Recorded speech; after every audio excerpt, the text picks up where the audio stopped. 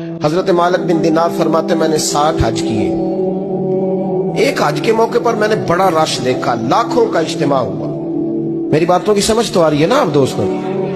जो नहीं बोल रहे उन्हें भी आ रही है ना? अल्लाह जज़ा दे। कहते लाखों का मजमा था तो मेरे दिल में ख्याल आया, मैंने कहा अल्लाह इतने लोग आए हैं, इनका हज कबूल भी हुआ है कि नहीं? फरमाते मैं सोच रहा था तो रात को ना ख्वाब में मैंने किसी कहने वाले को कहते हुए सुना कि सबका कबूल हो गया।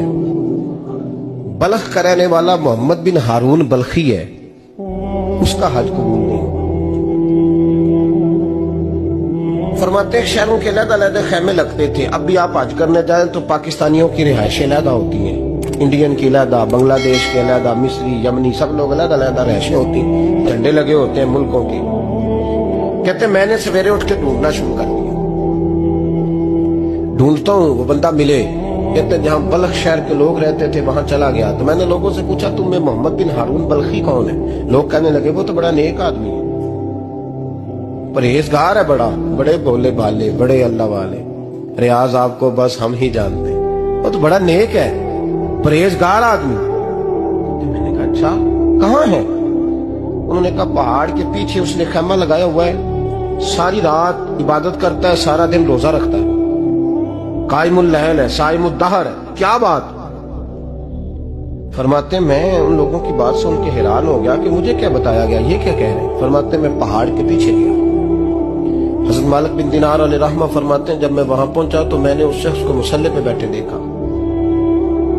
कसरत इबादत के आसार उसके वजूद पर नजर आ रहे, सीधा बाजू उसका कटा हुआ था। फरमाते 2 रत्ते मुकम्मल करके ना मैंने उसे अस्सलामु अलैकुम कहा तो मुझे कहने लगा वालेकुम सलाम, आप मालिक बिन दिनार हैं? मैंने कहा बड़ी इसकी फिरासत है। फरमाते फिर उसने ठंडी सांस ली, कहने लगा आपको ख्वाब आई होगी कि मेरा हज कबूल नहीं। फरमाते मुझ पर और बिजली गिरी कि क्या कह रहा? मैंने कहा यार लोग भी तेरी तारीफ कर रहे हैं और तेरी बसीरत भी बड़ी है, तो ये माजरा क्या है? कहने लगा आप ना पूछे। ये कह के उसने रोना शुरू किया, देर तक रोता रहा।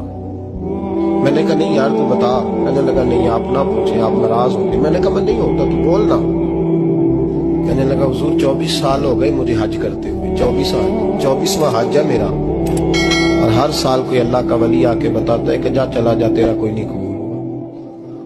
बेपरवाही वेख सज्जन दी, जिथे किसे दी पेश न जावे, उन्हें ताजा वाले दर दर रोले, ते मंगते तख्त बिठावे, आजम किसे नु कारा मिलदा ही कोई काबे हो खाली आवे।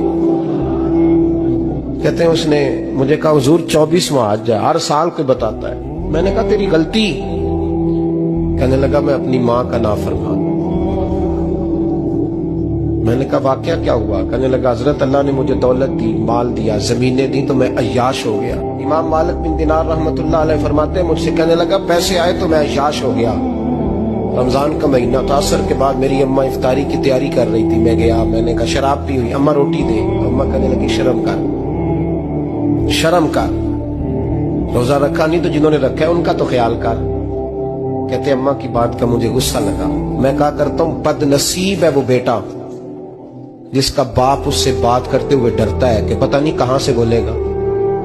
बदनसीब नहीं वो बेटा जिसकी माँ उससे बात करते हुए सहम जाती है कि पता नहीं कौन सी बोली बोलेगा। बदनसीब नहीं कि माँ बाप भी जिससे खोल के बात ना कर सके।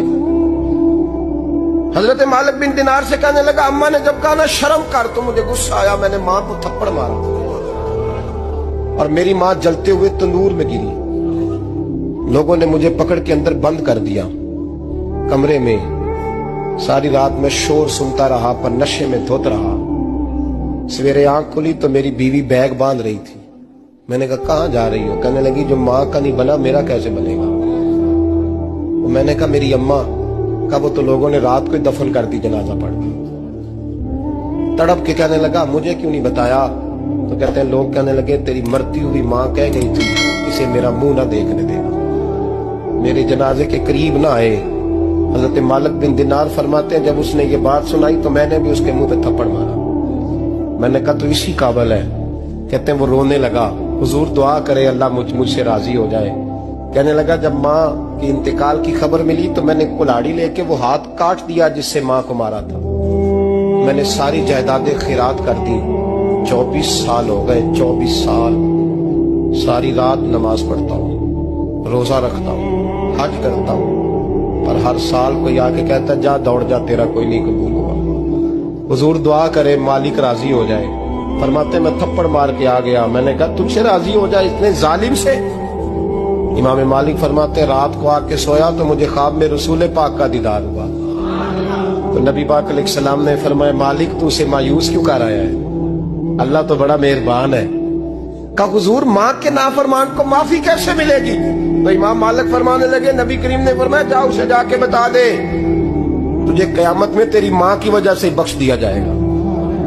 کہا حضور اماں کی وجہ سے کس طرح؟